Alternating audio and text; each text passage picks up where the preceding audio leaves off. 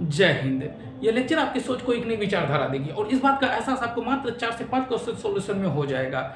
और फिर लास्ट में हम उस ट्रिक के बारे में चर्चा करेंगे जो कि चैप्टर नंबर 2 का है, पर उसका इस्तेमाल चैप्टर नंबर 1 में भी हो रहा है। अर्थात कहने का सेंस यह है कि उस ट्रिक का इस्तेमाल आप पूरा केमिस्ट्री में कर सकते हैं और वो ट्रिक सीरियली बाइज या कितना आसानी से हो सकता है, इसको हम लास्ट में डिस्कस कर लेंगे। तो ध्यान से इस वीडियो को देखें जो कि आपके लिए बहुत ही महत्वपूर्ण होने वाला है। रासायनिक अभिक्रियाओं को व्यक्त किया जाता है संकेतों के रूप में। क्या आप रासायनिक अभिक्रिया को हाइड्रोजन, हीलियम इस प्रकार से व्यक्त करते हैं? मेरे ख्याल से नहीं। अणुसूत्र के रूप में, अणुसूत्र आपका इस प्रकार का होता है H2O, CO2, ये अणुसूत्र इस प्रकार से भी नहीं करते। समीकरण के द्वारा, समीकरण C+O2 क्या होता है? CO2, यानी कि ये समीकरण हुआ। तो हम लोग रासायनिक अभिक्रिया को इस रूप में व्यक्त करते हैं, अर्थात आपका ये सही आंसर हुआ। समीकरण के बाएं एवं दाएं दोनों ओर प्रत्येक प्रकार के परमाणुओं की संख्या समान है, यह समीकरण संतुलित समीकरण कहलाता है। ये सही हुआ। अब देखते हैं आगे, निम्नलिखित में कौन समीकरण असंतुलित है? H2Cl2 2HCl संतुलित समीकरण है। 2K दोनों साइड के बराबर है। Cl क्लोरीन भी इधर 2 है और इधर कितना है? 2 है, बराबर है। इधर ऑक्सीजन आपका 6 है और इधर भी ऑक्सीजन 6 है, ये भी संतुलित है। Pb1 ठीक है।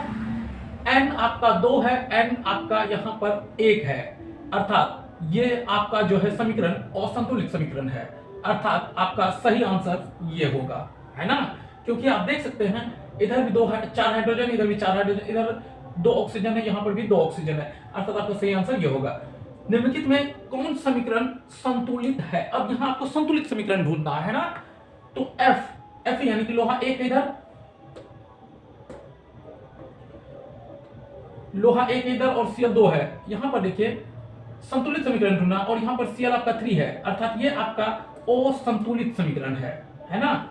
और NH4 नाइट्रोजन इधर 2 है, इधर भी नाइट्रोजन 2 है, हाइड्रोजन इधर 4 है, इधर भी हाइड्रोजन 4 है, ऑक्सीजन यहाँ पर 2 है और इधर ऑक्सीजन भी आपका 2 है, और ये आपका किस प्रकार का संतुलित समीकरण, ये आपका सही हो जाएगा। और ये भी असंतुलित है। कैल्शियम कार्बोनेट को गर्म करने पर कैल्शियम कार्बोनेट बोले तो CaCO3, कैल्शियम कार्बोनेट को गर्म करने पर कैल्शियम ऑक्साइड यानी कि CaO, कैल्शियम ऑक्साइड एवं कार्बन डाइऑक्साइड प्लस CO2 बनाते हैं। यह किस प्रकार की रासायनिक अभिक्रिया है? विस्थापन मतलब क्या होता है कि एक अणु इसे टूटकर उसमें, उसका टूटकर इसमें, ऐसा तो कोई नहीं हो रहा है। उदय विस्थापन भी नहीं हो रहा है। उदासीकरण, कोई लवण और जल नहीं बन रहा है। अपघटन हो रहा है, एक बड़ा अणु टूटकर 2 छोटे छोटे अणु बन रहा है, अर्थात अपघटन हो रहा है, तो ये आपका सही होगा। क्लोरीन और सूर्य प्रकाश की उपस्थिति में पौधे वायु से कार्बन डाइऑक्साइड एवं पृथ्वी से जल ग्रहण करके अपना भोजन तैयार करते हैं। यह किस प्रकार की अभिक्रिया है? यह आपका प्रकाश रासायनिक अभिक्रिया है। आगे देखते हैं, समीकरण 2Cu+O2 किस प्रकार की अभिक्रिया है? अपघटन, ऑक्सीकरण, क्योंकि ऑक्सीकरण का संयोग हो रहा है तो ऑक्सीकरण अभिक्रिया है। और किस प्रकार का ऑक्सीकरण अभिक्रिया, अगर थोड़ा सा डीप में जाना चाहें, ऑक्सीकरण अभिक्रिया तो सभी है, लेकिन किस प्रकार का ऑक्सीकरण अभिक्रिया है ये? तो आप देख रहे हैं यहाँ पर संयुक्त हो रहा है चीजें, है ना? तो संयुक्त संश्लेषण अभिक्रिया है ये। उतना डीप में भी जाना जरूरी नहीं है, आप नॉर्मल सा ऑक्सीकरण में। शरीर में भोजन का पचना किस प्रकार का? ऑक्सीकरण अभिक्रिया है, क्योंकि हम लोग ऑक्सीजन लेते हैं और वो ग्लूकोज का तोड़ता है, तो ऑक्सीकरण यानी कि इसमें क्या होता है, हम लोग के शरीर में C6H12O6 होता है और O2 हम लोग लेते हैं, तो ये टूट के CO2 प्लस H2O बनाता है और ये संख्या में 6 होता है, ये भी 6 होता है, और प्लस 36 ATP ऊर्जा भी प्राप्त होता है। तो किस प्रकार का, यानी कि ऑक्सीजन से ग्लूकोज का संयोग होता है, तो ऑक्सीकरण अभिक्रिया है, अर्थात आपका ये सही होगा। निम्नलिखित में कौन सा पदार्थ बिना ज्वाला के जलता है? आपका मोमबत्ती ज्वाला उत्पन्न करता है, केरोसिन तेल से भी ज्वाला उत्पन्न, मेथेन भी ज्वाला उत्पन्न करता है, मेथेन जो गैस में हम लोग जलाते हैं ज्वाला उत्पन्न करता है। लेकिन कोयला आप देखे होंगे हलवैया सब के दुकान में, कोई ज्वाला उत्पन्न होता है, सिर्फ आग का एक लोह दिख रहा होगा। और कहां पर है जी? अच्छा, वहाँ नीचे कुछ क्वेश्चंस रह गया है आप लोग का। 6 प्रकाश रासायनिक है ना। यहाँ पर क्या था, क्लोरोफिल और सभी प्रकार की उपस्थिति पौधे से कार्बन डाइऑक्साइड की पृथ्वी से जल ग्रहण करके अपना भोजन तैयार करते हैं। यह किस प्रकार की अभिक्रिया है? अर्थात आप यहाँ देखें, यहाँ पर क्या बोला है, क्लोरोफिल सूर्य और प्रकाश की उपस्थिति में पौधे वायु से कार्बन डाइऑक्साइड CO2 एवं पृथ्वी से जल H2O ग्रहण करके अपना भोजन तैयार करते हैं। भोजन कौन सी बनाते हैं? वो यहाँ पर आपका सूर्य का प्रकाश है ना, और क्लोरोफिल की उपस्थिति में, ठीक है। यहाँ पर C6H12O6, अगर हम संतुलित करना चाहें तो यहाँ भी 6 लगा दें, यहाँ भी 6 लगा दें, ठीक है। तो ये जो है किस प्रकार का प्रकाश जो है कि सूर्य का प्रकाश आ रहा है और क्लोरोफिल की सहायता से वो इस रिएक्शन में वो जो प्रकाश का ऊर्जा है वो इसमें सबमिट हो रहा है ना।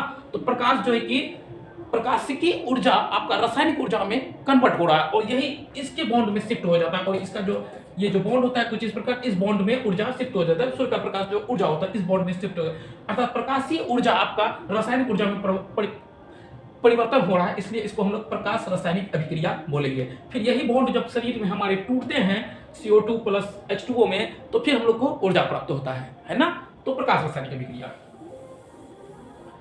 सिल्वर नाइट्रेट के जलीय विलयन में सोडियम क्लोराइड का जलीय विलयन डालने पर ओविलेंस सिल्वर क्लोराइड है ना। यहाँ पर आप देखें सिल्वर नाइट्रेट यानी कि चांदी के बारे में बात हो रहा है और इसको हम लोग Ag से दर्शाते हैं। Ag silver nitrate, AgNO3। Silver nitrate के जलीय विलयन में sodium chloride NaCl sodium chloride का जलीय विलयन डालने पर ओविलेंस सिल्वर क्लोराइड यानी कि AgCl है ना जी, सिल्वर क्लोराइड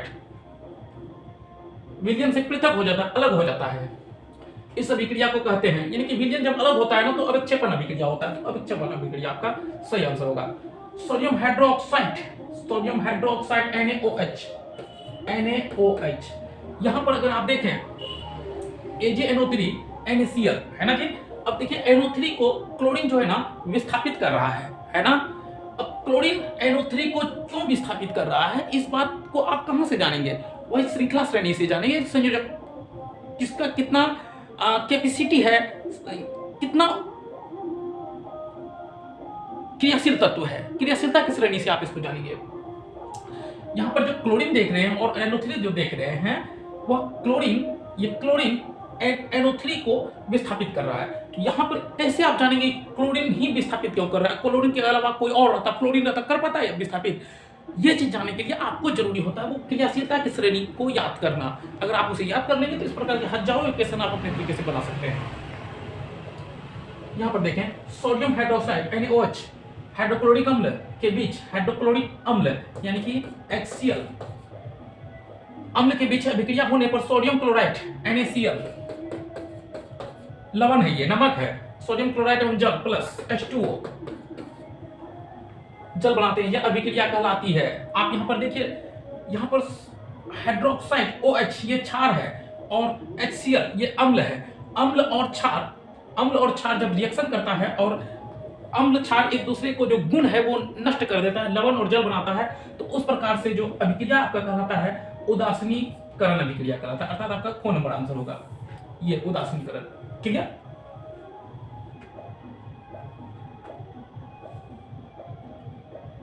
निम्नांकित में रेडॉक्स अभिक्रिया कौन सी? रेडॉक्स अभिक्रिया मतलब आपका हो गया ऑक्सीकरण अपकरण अभिक्रिया, है ना। अगर आपको इस चीज को जबरदस्त तरीके से समझना है ना तो आप हमें कमेंट करेंगे, हम आपको ऑक्सीकरण अपकरण बहुत ही अच्छा तरीका से समझा देंगे।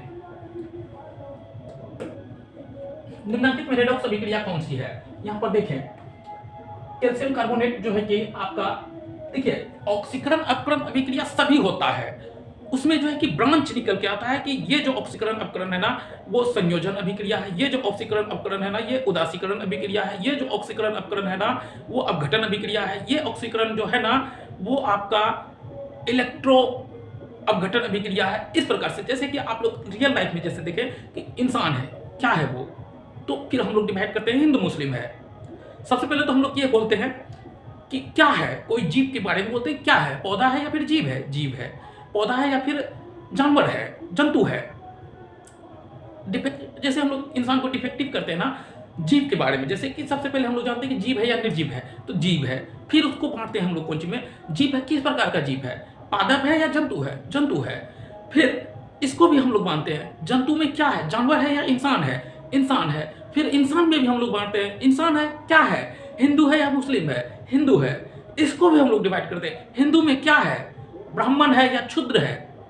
तो इस प्रकार से ऑक्सीकरण अपकरण आपका सभी अभिक्रिया होता है, सारा अभिक्रिया आपका ऑक्सीकरण अपकरण ही है, लेकिन उसमें भी आपका क्या होता है कि ब्रांच में बटा हुआ है। ये जो ऑक्सीकरण अपकरण अभिक्रिया है वो किस प्रकार का, जैसे यहाँ पर देखिए calcium carbon, calcium oxide plus carbon dioxide, यहाँ पर एक बड़ा अणु टूटकर दो छोटे अणु में विभक्त हो रहा है ना, एक बड़ा अणु टूटकर दो छोटे अणु में विभक्त हो रहा है। तो एक किस प्रकार का अभिक्रिया, एक अपघटन अभिक्रिया है, ठीक है ना। तो इसमें क्या हुआ, अपघटन अभिक्रिया है, तो जो है कि आप ये अपघटन अभिक्रिया हो गया, तो ये भी रिडॉक्स अभिक्रिया है, लेकिन किस प्रकार का अपघटन, इसको हम लोग स्पष्ट नाम दे देंगे अपघटन, है ना जी, अपघटन अभिक्रिया है, ठीक है। बड़ा अणु टूट रहा है, जिंक ऑक्साइड कार्बन के साथ अभिक्रिया के जिंक कार्बन डाइऑक्साइड, ये ऑक्सीकरण, ये रिडॉक्स। यहां पर देखिए, यहां पर ऑक्सीजन जिंक से अलग हो रहा है, अपकरण किया, ऑक्सीकरण, ऑक्सीजन किसी तत्व से अलग होता है तो अपकरण, और फिर ये ऑक्सीजन कार्बन के साथ संयोग कर रहा है, ऑक्सीजन किसी के साथ संयोग करेगा तो ऑक्सीकरण, और अपकरण ऑक्सीकरण अभिक्रिया जब एक साथ होता है तो उसको हम लोग कौन सी बोलते हैं, रिडॉक्स अभिक्रिया बोलते हैं, है ना। आगे देख लेते हैं हम लोग, calcium oxide HCl calcium chloride और जल बनाता है ना, तो ये लवण और जल बना रहा है। तो यहां पर देखिए आप, ये ऑक्सीजन इसके साथ में था और ये क्लोरीन इसके साथ था, हाइड्रोजन के साथ। ये जो है कि क्लोरीन इसके साथ आ गया, ये हाइड्रोजन इसके साथ आ, ऑक्सीजन इसके हाइड्रोजन के साथ आ गया, यानी कि उभय विस्थापन। ये किस प्रकार का अवयव है, उभय विस्थापन, उभय विस्थापन अभिक्रिया है, ठीक है। NaOH HCl NaCl H2O, यानी कि आप यहां पर देखिए, ये अम्ल है, ये क्षार है, ये अम्ल है, अम्ल और क्षार मिलकर आपका क्या बना रहा है, जल, लवण और जल बना रहा है। अर्थात ये किस प्रकार का है, ये आपका हो गया उदासीकरण अभिक्रिया, इस प्रकार से, क्लियर। निम्नलिखित में उष्मा अक्षेपी, यानी कि उष्मा जो निकल रहा है, आप देखिए स्पष्ट यहां से दिख रहा है, ये आपका उष्मा अक्षेपी अभिक्रिया है। निम्नलिखित में कौन ऑक्सीकारक है, ऑक्सीकारक यहां बोला जा रहा है ना, ऑक्सीकरण की घटना जिसकी वजह से होता है वही ऑक्सीकारक, यहां स्पष्ट रूप से आपका ये है O2, है ना। ऑक्सीकरण की घटना इसी O2 की वजह से होता है। अगर सपोज दैट O2 नहीं रहता और कोई इलेक्ट्रोनेगेटिविटी तत्व जैसे आपका क्लोरो, फ्लोरो, ब्रोमो, आइडो कुछ भी रहता, तो क्या अभिक्रिया ऑक्सीकारक नहीं होता क्या। अगर इन सब चीजों को जानना है तो आप हमें कमेंट कीजिए, इसको मैं बड़ी अच्छे तरीके से एक अगला लेक्चर में समझा दूंगा, ताकि इस चैप्टर से रिलेटेड कोई आपको परेशानी ही ना रहे। क्या है ऑक्सीकरण अभिक्रिया, ऑक्सीकारक, अपकारक, जबरदस्त तरीके से हम समझा देंगे। संयोजन, विघटन, अपघटन, सभी अभिक्रिया को मैं एक जबरदस्त कॉन्सेप्ट के साथ आपको समझा देंगे और आप जबरदस्त तरीके से इस चैप्टर का तैयारी कर पाएंगे। आगे का भी अगर आप मुझे कमेंट करते हैं तो देखिए, सिर्फ और सिर्फ नंबर प्राप्त करना मायने नहीं रखता, आपको आगे के लिए तैयार होना है। आपको IIT, AITREE, इस प्रकार नीट, इस प्रकार का एग्जाम के लिए तैयार अगर होना है तो आपको अभी ये चीजें सीखनी पड़ेगी, तो ही आप एक बड़े लेवल का स्टूडेंट बन पाएंगे। आपको सारा बेसिक क्लियर होना चाहिए, तभी तो आप बड़े बड़े एग्जाम को क्वालिफाई कर पाएंगे। तो अभी ही समय है आपके पास। अगर आपका समय निकल के आप फिर नॉलेज प्राप्त करते हैं तो फिर वो यूज में नहीं आता है ना। यहां देखिए, निम्नलिखित में कौन अपकारक गुण प्रदर्शित करता है, अपकारक गुण। अपकारक गुण मतलब कौन हो रहा है कि ऑक्सीकारक मतलब इलेक्ट्रॉन ग्रहण करना, अपकारक मतलब कि इलेक्ट्रॉन दान करना, है ना। तो ये आपका अपकारक गुण प्रदर्शित कर रहा है।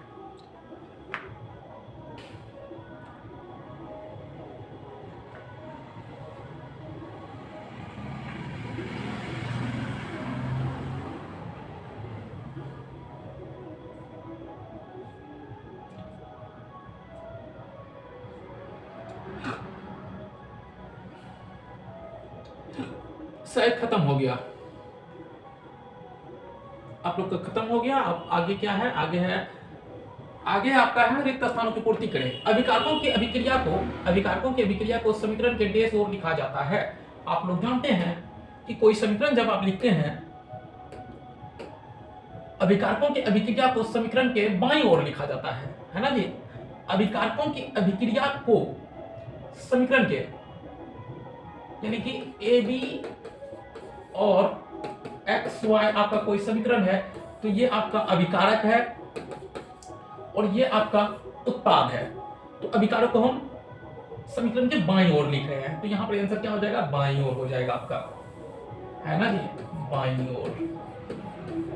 उसको देखो समीकरण में प्रयुक्त तीर चिन्ह अभिक्रिया की दिशा को बताता है, यानी कि ऐसे जो देते हैं बाईं ओर से दाईं ओर, अर्थात ये अभिकारक और उत्पाद का निर्माण अभिक्रिया की दिशा को बता रहा है। कभी कभी इस प्रकार से भी हम दर्शाते हैं, इसका मतलब ये हुआ कि अभिक्रिया इधर बाईं ओर से दाईं ओर भी हो सकता है, दाईं ओर से बाईं ओर भी हो सकता है। तो ये तीर चिन्ह क्या करता है, दिशा को बताता है।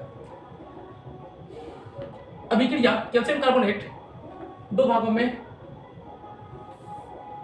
गैस अभिक्रिया, आप लोग जानते हैं अपघटन, क्या होगा, अपघटन।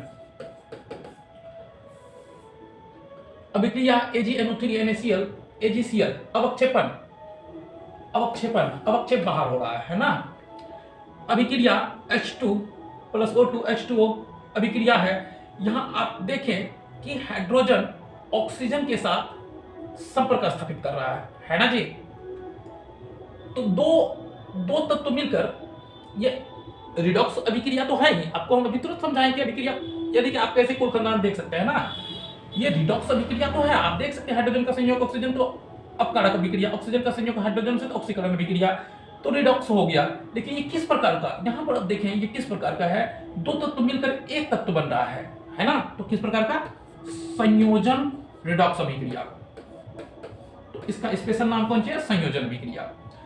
ध्यान दें, यानी कि आपका बेसिक अगर कंप्लीट रहेगा ना, तो आप क्या है कि अपने तरीके से क्वेश्चंस को डील कर पाएंगे, और यही पढ़ाई का तरीका है। आप मल्टीपल क्वेश्चन अपने तरीका से तैयार कर पाएंगे। इसमें जो मुख्य बात है वो आपको ये जानना एकदम जरूरी है कि अभिक्रिया किस किस टाइप का होता है, उसको आपको समझना जरूरी है। उससे भी पहले आपको समझना है संयोजन, यानी कि संक्रिया श्रृंखला, क्रियाशीलता की श्रृंखला याद करना रूल वाइज आपको बहुत जरूरी है। अगर आप बोलेंगे तो मैं उसका एक वीडियो बनाकर दे दूंगा आपको। गर्म करने पर डैश अपघटित होकर पोटेशियम क्लोराइड एवं ऑक्सीजन बनाता है। Potassium chloride, potassium PCl3, potassium chloride एवं oxygen O2, potassium chloride PClO3 है ना जी, पोटेशियम क्लोराइड, यानी कि potassium chlorate PClO3, potassium chlorate आपका कौन होगा, पोटेशियम क्लोरेट है ना। ये पोटेशियम क्लोरेट को गर्म करने पर अपघटित होकर पोटेशियम क्लोराइड एवं ऑक्सीजन बनाता है। क्लियर। जिस अभिक्रिया में हाइड्रोजन का संयोजन होता है वह डैश अभिक्रिया कहलाती है। हाइड्रोजन का संयोग होता है ना जी। आपको पता है कि अपकारक अभिक्रिया, किसी भी तत्व से हाइड्रोजन का संयोग करता है तो वो अपकारक अभिक्रिया है। अवकारक, जिस अभिक्रिया में हाइड्रोजन का जिस अभिक्रिया में किसी तत्व के साथ ऑक्सीजन जुड़ता है ऑक्सीकारक है ना जी। सिल्वर नाइट्रेट के विलयन में कॉपर डालने पर डैश धातु की प्राप्ति होता है। सिल्वर नाइट्रेट अर्थात AgNO3, सिल्वर नाइट्रेट के विलयन में कॉपर डालने पर, कॉपर डालने पर डैश धातु की प्राप्ति होती है। अब यहां देखिए, सिल्वर को क्या कॉपर विस्थापित कर पाएगा? अब इस चीज को आप कहां से सीखिएगा? इस चीज को सीखने के लिए आपको श्रृंखला श्रेणी की याद होना चाहिए कि किसका सक्रिय, यानी किसका क्रियाशीलता ज्यादा है। अगर कॉपर का क्रियाशीलता Ag से, यानी कि सिल्वर से ज्यादा है, तो कॉपर सिल्वर को विस्थापित कर देगा, अर्थात ये बनेगा आपका CuNO3 + Ag, है ना, कॉपर नाइट्रेट। अगर यानी कि क्रिया श्रृंखला में अगर ये टॉप पर है, Ag से ऊपर है, तो ये चीज हो पाएगा, अगर नहीं है तो ये चीज नहीं हो पाएगा, है ना। तो आपको वो श्रृंखला याद रहना एकदम जरूरी है। श्रृंखला को कैसे याद रखा जा सकता है, एक ट्रिक है उसके लिए। क्या है ट्रिक? पापा, काका, पापा काका से मैजिक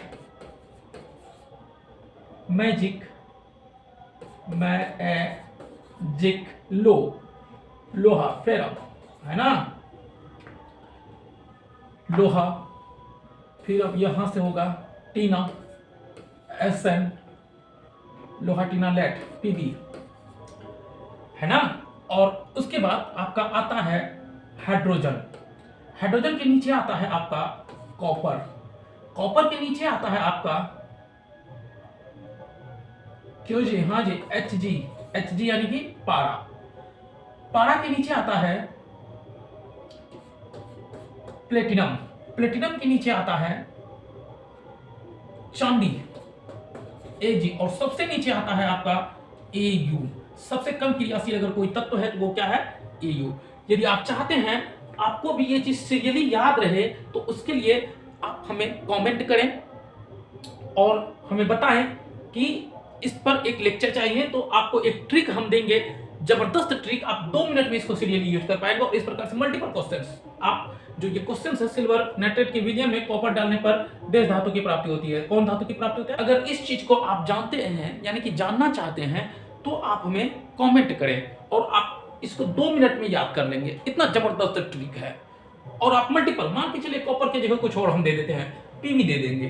सपोज दैट पीवी यानी कि क्वेश्चन को इस प्रकार का, सिल्वर नाइट्रेट के विलयन में पीवी डालने पर, है ना, पीवी डालने पर देश धातु की प्राप्ति होती है। तो आप क्या, अगर आप ये याद करके गए हैं और आपका ये पूछ दिया तो आप उस जगह क्या कीजिएगा?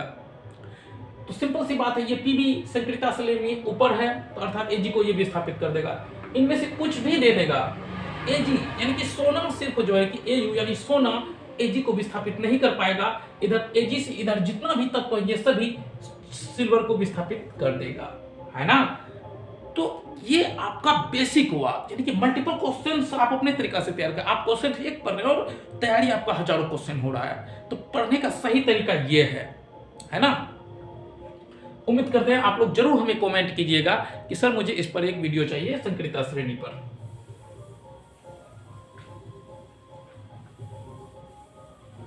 आगे देखें,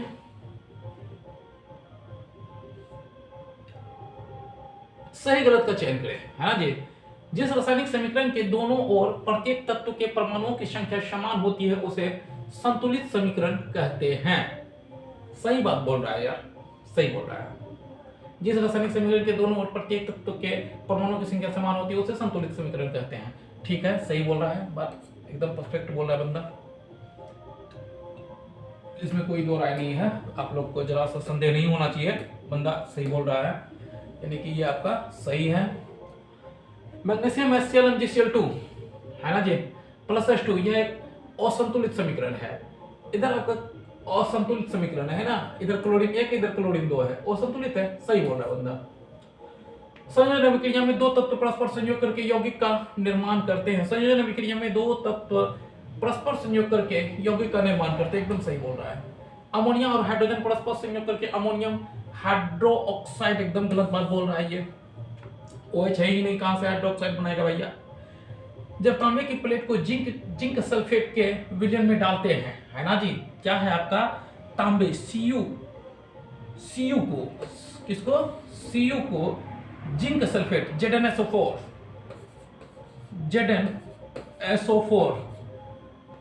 है ना। तो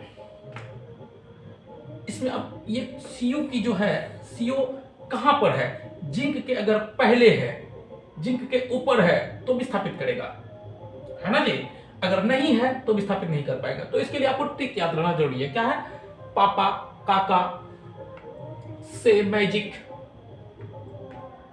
नहीं ये गलत बोला जा रहा है। Cu जो है कि जिंक से नीचे है, नहीं होता है, गलत। रासायनिक अभिक्रियाओं के फलस्वरूप बने नए पदार्थ अभिकारक कहलाता है। रासायनिक अभिक्रिया के फलस्वरूप बने नए पदार्थ उत्पाद कहलाता है, ये भी गलत है। पोटेशियम क्लोराइड को गर्म करने पर पोटेशियम क्लोराइड और ऑक्सीजन बनते हैं, एकदम सही बात है। किसी पदार्थ का ऑक्सीजन के साथ संयोग की क्रिया अपकरण कहलाती है, गलत बात है। सिल्वर क्लोराइड को सूर्य के प्रकाश में रखने पर वह काला हो जाता है। यह अभिक्रिया प्रकाश रासायनिक अभिक्रिया कहलाती है। अगर काला होता है तो कहलाती है। हाँ, होता है, सही बोल रहा है ना। अब आपका बचा कुछ लघुत्तरी और दीर्घोत्तरी प्रश्नोत्तर। यहां पर ये देख लीजिए,